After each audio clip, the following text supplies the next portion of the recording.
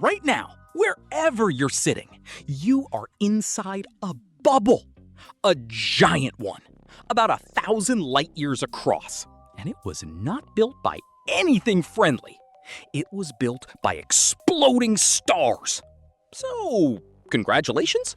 Your cosmic landlord is a supernova, and it does not do repairs. This bubble has a name. Astronomers call it the local bubble, which is a very calm name for the blast crater we live inside. Here's the deal.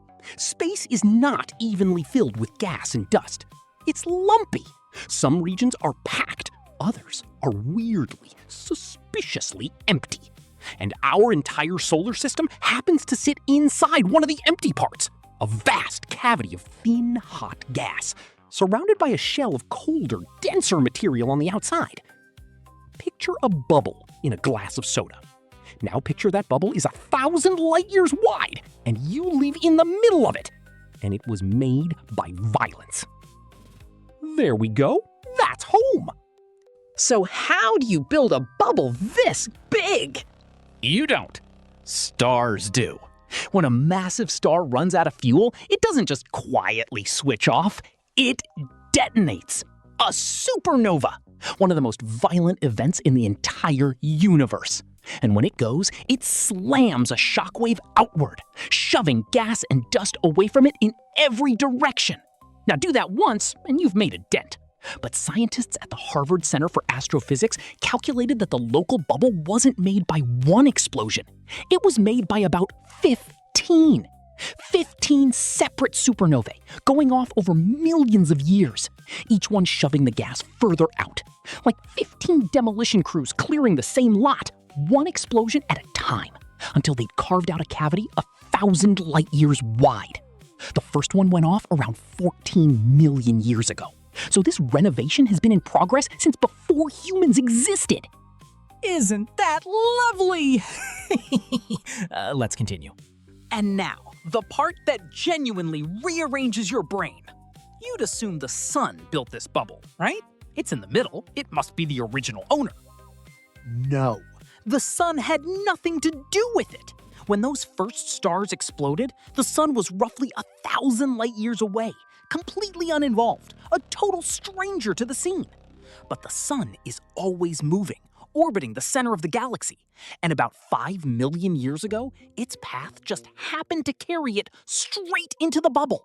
And by pure coincidence, it drifted to almost the exact center. So let's be clear about your living situation.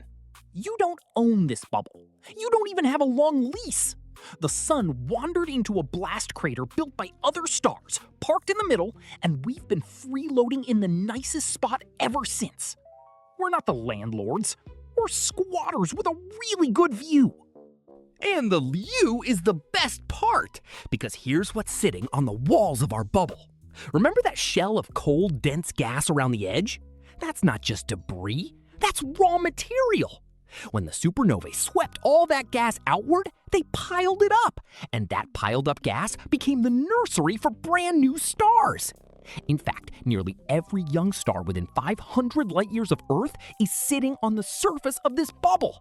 Not floating randomly, lined up along the walls, like cosmic real estate built on the edge of the crater.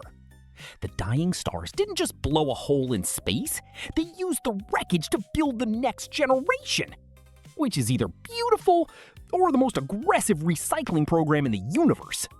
Possibly both. And before you get comfortable, the bubble isn't finished. It's still expanding. Slowly, gently. About 4 miles per second.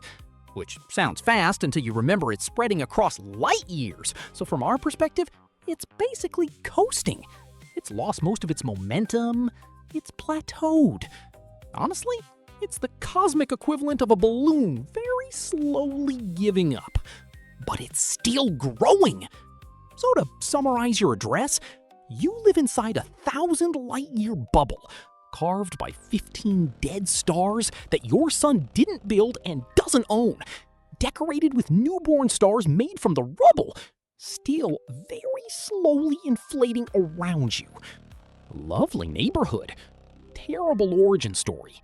Subscribe before the landlord schedules another renovation.